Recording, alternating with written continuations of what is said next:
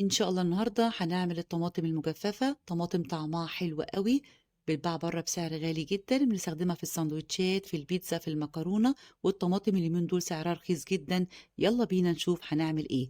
عندي هنا 2 كيلو من الطماطم، هنقي طماطم تكون صغيرة علشان ما تاخدش وقت كبير معايا في الفرن. ببدأ أشيل العنقود الأخضر بالشكل دوت، وهقسمها على نصين، وبالمعلقة هبدأ أشيل البذور والقلب بتاعها برضو عشان ما تاخدش معايا وقت كبير في الفرن. هكون مجهزة صينية فيها ورقة من الزبدة وابدأ أرص عليها الطماطم، وهرش رشة من الملح، وعندي هنا زعتر، ممكن تضيفي روزماري، طبعا النكهة العطرية اللي انت بتحبيها ضيفيها. وتأكدي ان كل طماطماية اتغلفت بالملح والزعتر بالشكل دوت، وحاولي ان انت ما تكتريش في الملح علشان ما تبقاش معاكي ملحة قوي. طبعا هكون مجهزة الفرن على أقل درجة حرارة، أنا عندي هنا 140، أخدت من 3 ل 4 ساعات.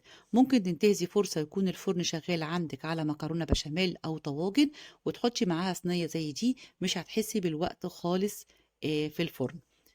ولما تخلصي الطواجن بتاعتك أو المكرونة تبدأي إن انت توطي درجة الحرارة علشان الطماطم ما تتحرقش معاكي، خلي بالنا كويس قوي.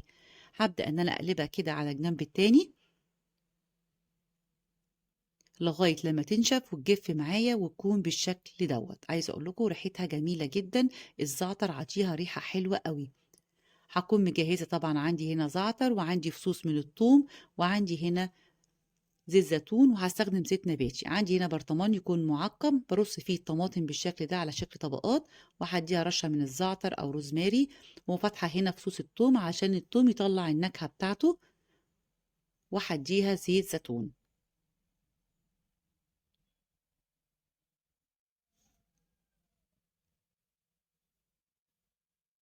هخلص كل الكمية،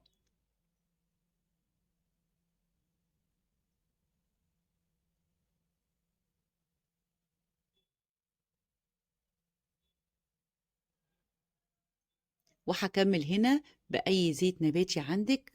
عملت ميكس بين زيت الزيتون وزيت نباتي يكون نوعه كويس، عشان طبعا احنا عارفين ان زيت الزيتون سعر عالي جدا، فانا هكمل بزيت نباتي على الوش كده. وطبعا لما الطماطم تخلص معانا من البرطمان، طب هيتفضل معايا زيت زيتون والثوم والزعتر، ممكن تستخدميه على اي جبنة أو على اي حاجة انت هتستخدميها.